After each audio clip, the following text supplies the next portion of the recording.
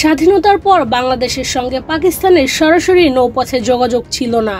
দীর্ঘ 53 বছর পর গত সপ্তাহে পাকিস্তানের করাচি বন্দরের সঙ্গে চট্টগ্রাম বন্দরের সরাসরি যোগাযোগ শুরু হয়েছে।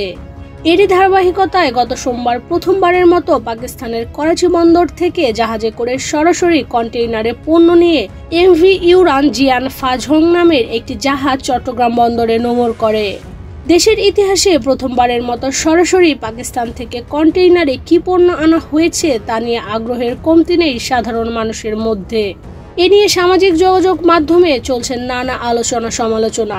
Double million offer Walton fridge কিনে পেতে পারেন 20 লক্ষ টাকা, রয়েছে কোটি কোটি টাকার নিশ্চিত উপহার। চট্টগ্রাম বন্দরের তথ্য অনুযায়ী জাহাজটি 370 একক কন্টেইনার নিয়ে নোঙর করে। এর মধ্যে পাকিস্তানের করাচি বন্দর থেকে আনা হয়েছে 297 একক কন্টেইনার। অন্যদিকে সংযুক্ত আরব আমিরাত থেকে আনা হয়েছে 73 একক কন্টেইনার। শিপিং ও কাস্টমস সূত্রে জানা যায়, পাকিস্তান থেকে আমদানি হওয়া কন্টেইনারে রয়েছে শিল্পের কাঁচামাল ও ভোগ্যপণ্য। এসব পণ্যের ওজন 6337 টন। পাকিস্তানের 18টি রপ্তানিকারক প্রতিষ্ঠান এসব পণ্য সরবরাহ করেছে। এর মধ্যে সবচেয়ে বেশি 115টি কন্টেইনারে আনা হয়েছে সোডিয়াম কার্বনেট বা সোডা অ্যাশ, যা টেক্সটাইল সহ বিভিন্ন শিল্পের কাঁচামাল হিসেবে ব্যবহৃত হয়। দ্বিতীয় সর্বোচ্চ আমদানি পণ্য হলো খনিজ পদার্থ ডোলোমাইট। ডোলোমাইট রয়েছে 46 কন্টেইনারে। মোট 35 একক কন্টেইনারে আনা হয়েছে চুনাপাথর। ম্যাগনেসিয়াম কার্বনেট আনা হয়েছে 6 কন্টেইনারে।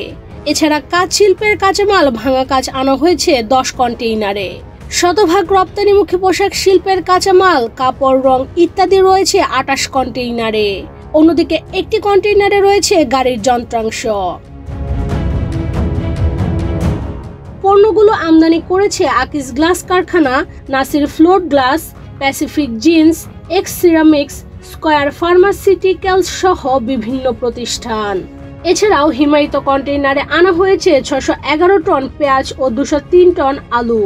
ঢাকার হাফিজ কর্পোরেশন, এমআর ট্রেডিংস ও চট্টগ্রামের আল্লাহ রহমত স্টোর পেঁয়াজ ও আলুগুলো আমদানি করেছে।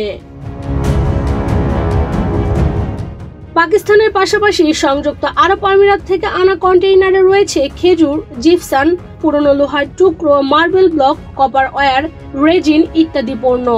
একটি কন্টেইনারে রয়েছে হুইস্কি, ভদকা ও ওয়াইন। আরব আমিরাতের Torbel marketing and trading company থেকে এই পণ্য এনেছে ঢাকার diplomatic warehouse Sabir traders. Chittagong বন্দর সূত্রে জানা যায়, জাহাজটি কন্টেইনারগুলো নামিয়ে বন্দর ছেড়ে গেছে গত মঙ্গলবার।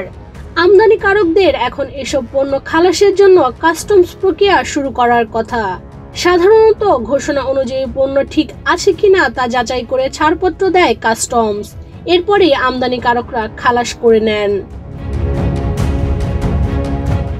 পাকিস্তান থেকে পণ্য আমদানিকারকরা জানান, এই সেবা চালুর আগে পাকিস্তানের করাচি থেকে প্রথমে জাহাজে করে শ্রীলঙ্কা, মালয়েশিয়া কিংবা সিঙ্গাপুর বন্দরে আনা হতো চট্টগ্রামমুখী কন্টেইনার।